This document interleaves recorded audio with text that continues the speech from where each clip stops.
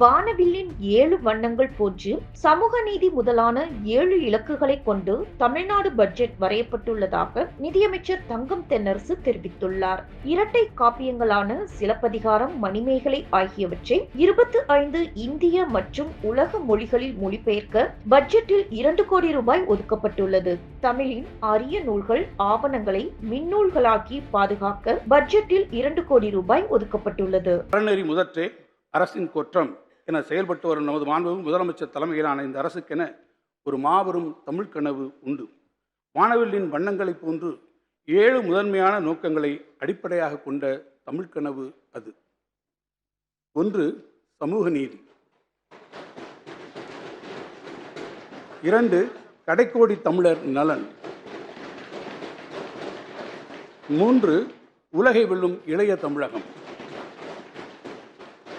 4. அறிவுசார் பொருளாதாரம். 5. மகளிர் நலன் காக்கும் சமத்துவ பாதை.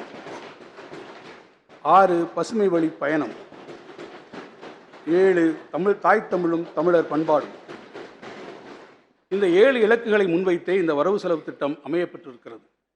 தமிழர்களின் ஒற்றுமை, அரசியல் நேர்மை, குடிமக்கள் உரிமை, வணிகச் சிறப்பு, சமய நல்லிணக்கம், பசிப்பினி ஒழிப்பு மற்றும் பெண்ணியம் உள்ளிட்ட சமூக சிந்தனைகள், பண்பாட்டு மரபுகள் ஆகியவற்றை எடுத்துரைக்கும் தமிழின் இரட்டை காப்பியங்களான சிலப்பதிகாரம், மணிமேகலை ஆகியவை 25 இந்திய மற்றும் உலக மொழிகளுக்கு சென்றடையும் வகையில் அவற்றை மொழிபெயர்க்க 2 கோடி ரூபாய் ஒதுக்கீடு செய்யப்படும்.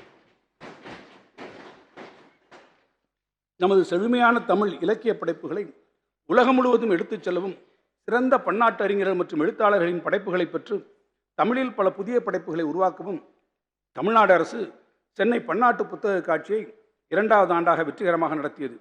இதில் 40 நாடுகளில் இருந்து 75க்கும் மேற்பட்ட பதிப்பாளர்கள் மற்றும் இலக்கிய முகவர்கள் கலந்து கொண்டனர்.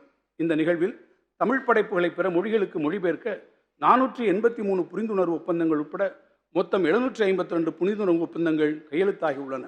கடந்த 2 நூற்றாண்டுகளில் பல்வேறு உலக மொழிகளில் மொழிபெயர்க்கப்பட்ட தமிழ் நூல்களை விட 2 மடங்கு தமிழ் நூல்களை தற்போது 2 ஆண்டுகளில் மொழிபெயர்த்திட இவ்வரசு முன்மொழிச்சி எடுத்துள்ளது குறிப்பிடத்தக்கது. செய்திகளை உள்ளது உள்ளபடி தெரிந்து கொள்ள ரெஃப்ளெக்ட் நியூஸை சப்ஸ்கிரைப் பண்ணுங்க.